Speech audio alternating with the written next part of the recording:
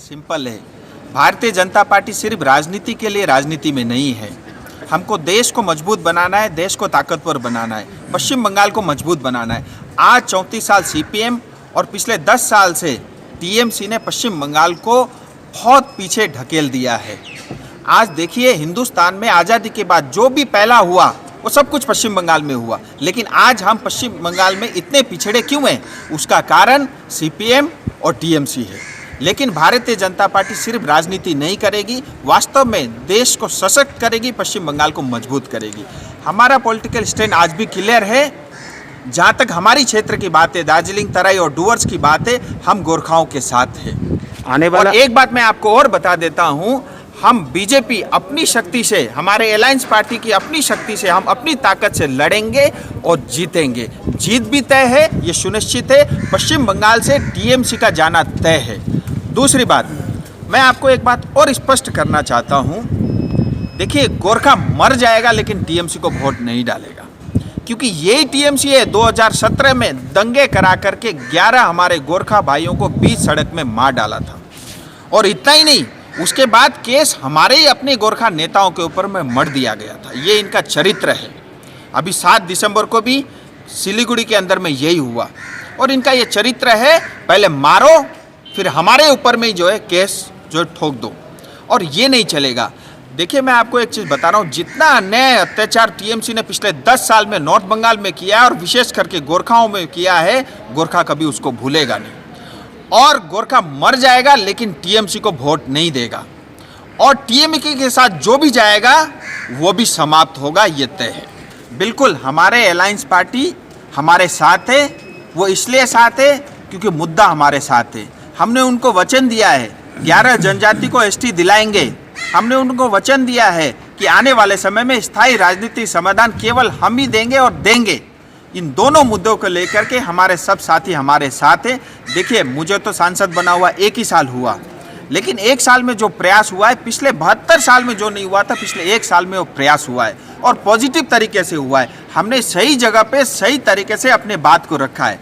इसीलिए मैं भी पॉजिटिव हूँ कि आने वाले समय में ये जो दार्जिलिंग की समस्या है, इसका समाधान होगा और बहुत ही पॉजिटिव तरीके से होगा। और इसके अंदर में जितने भी गोरखाओं की समस्याएं, उन सब का समाधान भी उसके अंदर में समावेश होगा। ठीक। मैं आपको बताना चाहूँगा, आज दार्जिलिंग क्षेत्र के हमारे सब अलायंस पार्टी हम सब लोग साथ में हैं, और हमारे जीएनएलएफ के अध्यक्ष मनवी सिंह जी हैं, सीपीआरएम के अध्यक्ष आरबी राय सर हैं, और सुमिति के विकास जी हमारे बीच में हैं, पीछे एबीजीएल के प्रताप खाती जी हैं, और गोरानीमो के हमारे दावा जी हैं, और किशोर जी सेंट्रल कमेटी के मेंबर हैं सीपीआरएम के, और हमारे विधायक जी नीरज जिम्मा जी दार्जिलिंग के हमारे बहुत फेमस पॉपुलर विधायक जिम्मा जी भी हैं, और साथ में महेंद्र छेत्री जी हैं, सेंट्रल कमेटी के मेंबर है जीएनएलएफ के, और दार्जिलिंग जिला के भारतीय जनता पार्टी के जिला अध्यक्ष भी हमारे भी। बहुत अच्छी शुरुआत दिल्ली में और विशेष करके इस प्रांगण में, जिसको पूरे देश का पावर सेंटर जिसको हम कहते हैं, होम मिनिस्ट्री के अंदर में, और होम मिनिस्ट्री के अंदर में, और जी किशन रेड्डी जी के नेतृत्व में, और होम सेक्रेटरी टीम के साथ, और साथ ही पश्चिम बंगाल के हमारे प्रभारी आदरणीय श्री कैलाश जी के नेतृत्व में एक बहुत अच्छी वार्ता की शुरुआत हुई है।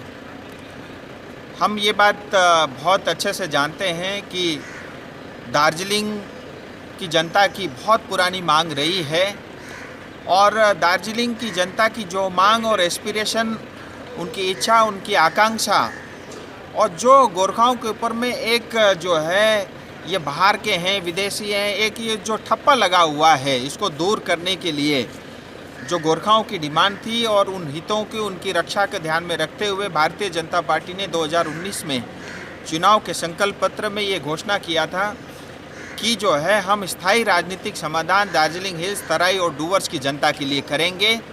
और इसी तरह से दूसरा एक मुद्दा था 11 जनजाति, यानी गोरखाओं में 11 ट्राइब ऐसे हैं जो अभी एसटी में नहीं है, वो छूटे हुए हैं। और 1941 तक वो सारे गोरखा हिल ट्राइब्स कहलाते थे, लेकिन 51 के सेंसस में वो गायब था और उसके लिए किसी से परामर्श भी नहीं हुई, किसी तरह से चर्चा भी नहीं हुई। सो दोबारा से उनको जो है रीलिस्टिंग करना है एसटी में।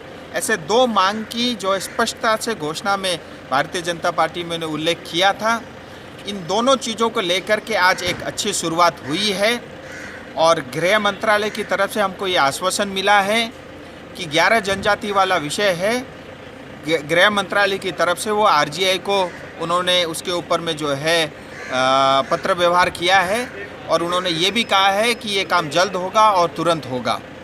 इसी तरह से स्थायी राजनीतिक समाधान दार्जिलिंग हिल्स, तराई और डूवर्स की जनता के लिए उसको हल खोजने के लिए आज एक पहली शुरुआत हो गई है, मीटिंग स्टार्ट हो गया है। आने वाले समय में स्थायी राजनीतिक समाधान जल्द से जल्द होगा। और मैं एक बात और भी कहना चाहता हूँ कि जो स्थायी राजनीतिक समाधान दार्जिलिंग, तराई और डूवर्स के लिए होगा वो भारत सरकार की तरफ से होगा, वो भारत के संविधान से होगा, वो भारत के संसद भवन से होगा। आज हमारी माननीय मुख्यमंत्री जी, पश्चिम बंगाल के चीफ मिनिस्टर नॉर्थ बंगाल में घूम घूम करके झूठ बोल करके स्थायी राजनीतिक समाधान तो मैं ही करूंगी, ये घोषणा करने में उनको आज जो मजबूर होना पड़ रहा है, ये बात स्पष्ट है कि उनका जो भी स्थायी राजनीतिक समाधान है उसको हम खारिज करते हैं। उनका स्थायी राजनीतिक समाधान जीटीए है जो हमारी जनता उसको स्वीकार नहीं करती और जीटीए के जो है गाड़ी के अंदर में जो भी सवार होगा जनता उसे भी बर्खास्त करती है।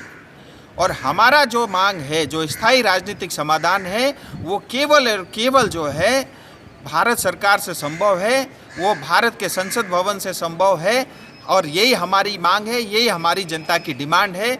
उसी बात को लेकर के हमारे सब अलायंस पार्टी के जितने भी अध्यक्ष हैं और आदरणीय साथी हैं, आप सब ने भी खुल के करीब 1.5 घंटे तक मंत्रालय में हमारी वार्तालाप चली और सब ने अपनी मन की बात उनके सामने रखी। उन्होंने सारी कुछ नोट किया है और उन्होंने ये भी आश्वासन दिया है 11 जाति हम जल्द से जल्द करेंगे और जो स्थायी राजनीतिक समाधान है उसका भी हल हम जल्दी निकालने की कोशिश करेंगे।